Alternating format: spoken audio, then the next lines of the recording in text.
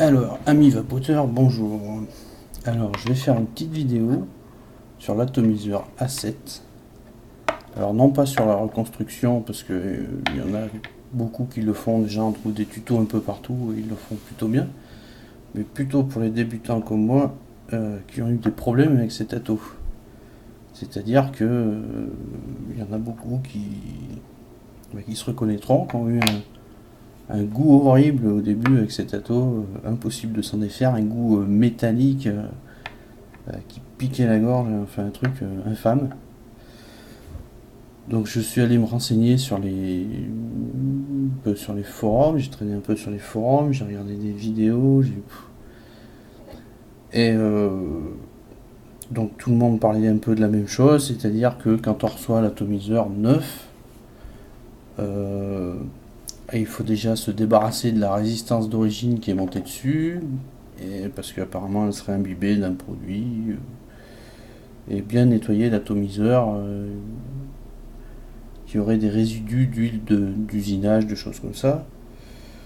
Donc ce que j'ai fait, je l'ai trempé sous l'eau chaude, j'ai enlevé la résistance d'origine. Donc je l'ai séché, j'ai réessayé avec la petite. Il y avait deux résistances, je crois, dans la boîte. J'ai réessayé avec une autre résistance. Pareil. Bon, relavage, retest avec la dernière résistance. Pareil. Bon. Donc j'ai fait une résistance. J'essaie, c'est toujours pareil. Quand même, j'avais un sérieux doute. Alors je suis retourné sur internet, sur les forums, etc. Puis je voyais que cet ato, c'était quand même bizarre. Soit les gens le détestaient, soit ils l'adoraient. Donc ça voulait dire que soit il marche pas, soit il marche, et quand ça marche, apparemment c'était génial. Donc, poursuivi un petit peu. Alors en fait, je me suis rendu compte que finalement, alors après encore plusieurs nettoyages, des bains dans le coca, il y en a qui ont parlé de bains dans le coca, j'ai essayé, bon, et je me suis rendu compte que finalement, c'était pas un problème de l'atomiseur en lui-même, c'était pas le fait qu'il soit neuf, qu'il y ait de l'huile, etc. Bon, le nettoyer, ça peut pas lui faire de mal au début. Et je pense qu'il faut le faire avec tous les consommables, que ce soit les Cliro, etc. Parce que j'ai remarqué que vraiment, quand ça arrive, ça a un goût dégueulasse. Donc nettoyez-le, ça peut pas lui faire de mal. Mais c'est vraiment un problème d'utilisation. Euh, donc en fait, j'avais regardé plusieurs vidéos sur la reconstruction pour refaire ses coils, etc.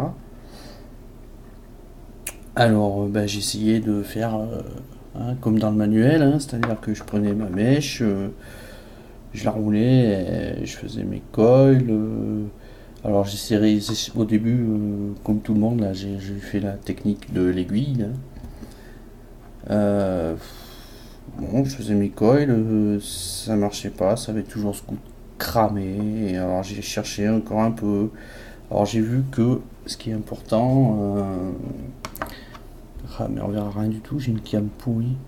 Ce qui est important, c'est qu'il n'y ait pas de point chaud quand on monte l'auto, c'est-à-dire qu'il faut pas que, en gros, qu'il y ait un trop long morceau de fil qui parte de la résistance jusqu'au plot. C'est-à-dire qu'en fait, il faut vraiment, non, on verra rien. Il faut vraiment que la dernière spire, en fait, demi-spire, on devrait dire peut-être, parce que du coup elle n'est pas complète la dernière. La dernière spire rentre vraiment directement dans le plot, c'est-à-dire qu'il faut qu'en gros que votre coil il fasse la largeur du plot finalement. C'est-à-dire pour que vraiment que la dernière spire rentre directement dans le plot. Comme ça vous n'avez pas de point chaud. Parce qu'en fait, donc, ce que j'ai appris plus tard, c'est que c'est vraiment ces fils qui se baladent à l'air libre qui font ce goût de métal. Donc j'ai fait ça, j'ai refait une résistance, j'ai bien fait attention de bien rentrer directement dans les plots. Je reteste, pareil, même souci. Ça sentait Ouais, le métal brûlé, je sais pas. Bon, alors je regarde mon coil et puis je me suis aperçu qu'en fait, il y avait des spires qui n'étaient pas en contact avec la mèche. Alors c'était, apparemment c'était, ben, le problème venait de là finalement. C'est-à-dire que il faut vraiment que tout le coil soit en contact avec la mèche, c'est-à-dire avec le liquide.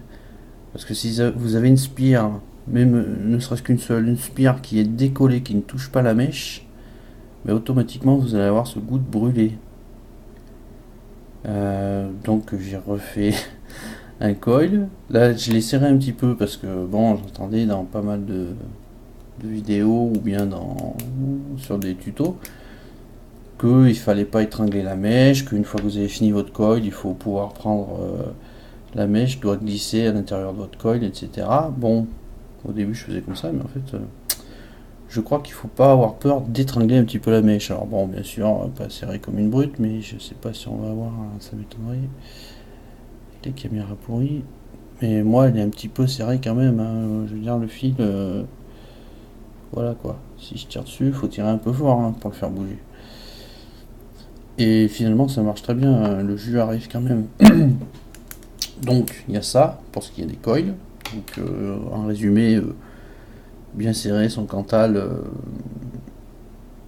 autour de la mèche et puis rentrer vraiment directement dans les plots. Ensuite, eh bien, je vais essayer de le faire devant vous.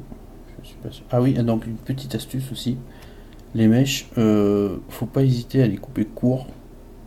En fait, on voit beaucoup dans les montages, montage en S là, c'est-à-dire que les mèches courent au fond de la cuve là. Et en fait, c'est pas très bon parce que bon, dans un premier temps, bien sûr, le jus, ça prend le jus et puis ça remonte au coil.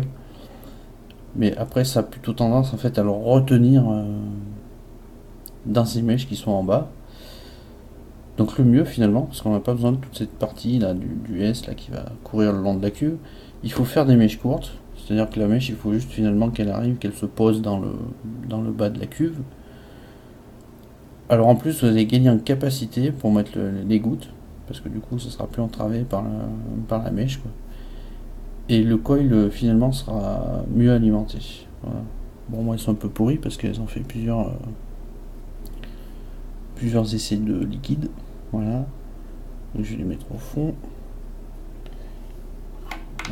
Je sais pas si j'ai entendu quelque chose.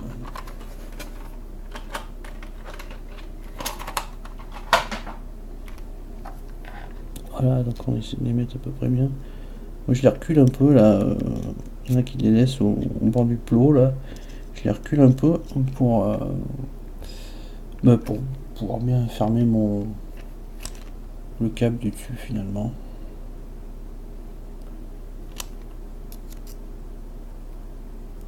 Alors c'est comme ça qu'on les épluche un peu aujourd'hui, ça c'est pas grave. Voilà, ça je pourrais mieux fermer mon truc. Je sais pas si on voit bien. Donc voilà, moi les mèches, elles arrivent juste, elles se posent au fond de la cuve là, mais voilà, il y a beaucoup d'espace ici. Ça sera pour mettre le jus quoi finalement. Donc voilà. Et alors, après le coil, la deuxième chose très importante en fait, c'est la façon d'utiliser finalement. Alors attendez, je vais faire un petit dry burn parce que il sort du bain. J'ai pas fait sécher les mèches.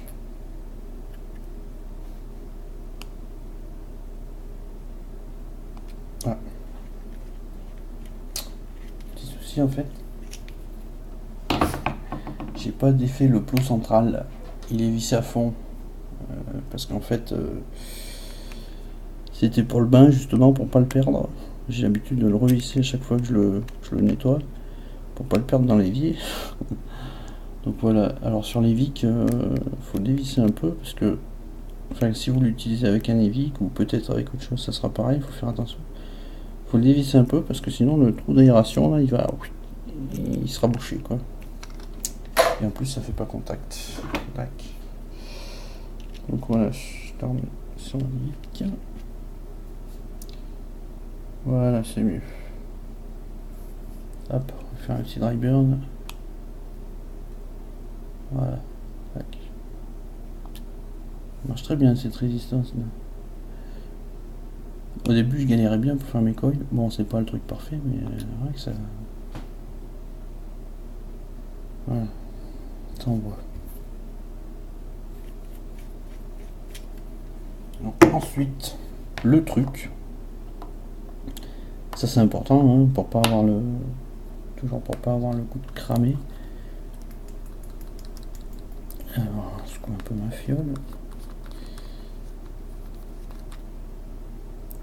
C'est que vraiment, il faut amorcer la taux. Donc, ce qu'il faut faire, c'est verser 2-3 gouttes directement sur la résistance en fait. Alors faut pas le faire en ayant l'atomiseur vertical parce qu'on risque forcément d'en mettre dans le trou d'aération et puis après ça va goûter, enfin bon. Donc on penche la taux, hop. J'aurais dû mettre une petite serviette, bon c'est pas grave. On met hop. Alors là ça va, normalement ça va pas tomber parce que les mèches vont l'emmener vers le bas. Donc voilà, là j'ai mis 2 gouttes directement sur la résistance. Hop, ensuite on le retourne. Hop, et là on remplit la cuve. Alors selon les liquides, je vous dirai pas combien de nombre, enfin quel nombre de gouttes je peux mettre parce que selon les liquides, selon le petit bec là du flacon, vous avez des plus ou moins grosses gouttes, plus ou moins épaisses. Bon, là après c'est un petit peu. Il y en a qui disent qu'il faut mettre 8 gouttes pour amorcer la taux. Bon, à mon avis, ça dépend de. Ça pas mal. Ça dépend du liquide, quoi. Et puis de vos mèches aussi. Si vous les faites plus ou moins grosses, de la mèche de 3, de la mèche de 2, enfin. Donc voilà, on peut voir que. Ah, mais là, je peux pas pencher parce que sinon j'ai tout foutre par terre. Mais en fait, même avec mes mèches courtes. Bon, on voit quand même que les mèches ont changé de couleur là. Avec les mèches courtes, il n'y a pas de souci, le jus remonte. Hein. Et du coup, je peux mettre plus de gouttes dans mon réservoir. Voilà. Donc, en procédant comme ça, alors il y a peut-être d'autres méthodes, je sais pas, mais toujours en procédant comme ça, là, donc bien pas hésiter à serrer les coils, etc. Tiens, j'ai trop dévissé mon petit truc là. Pas hésiter à serrer le coil, bien rentrer directement, amorcer avec une petite goutte sur la résistance et tout ça. Depuis, j'ai plus de gouttes brûlées. Sauf bien évidemment quand la taux commence à arriver à sec. On va dire c'est un petit peu le signal qu'il faut remettre des gouttes, hein, mais ça c'est classique. Voilà. Donc j'espère que ça pourra en aider certains.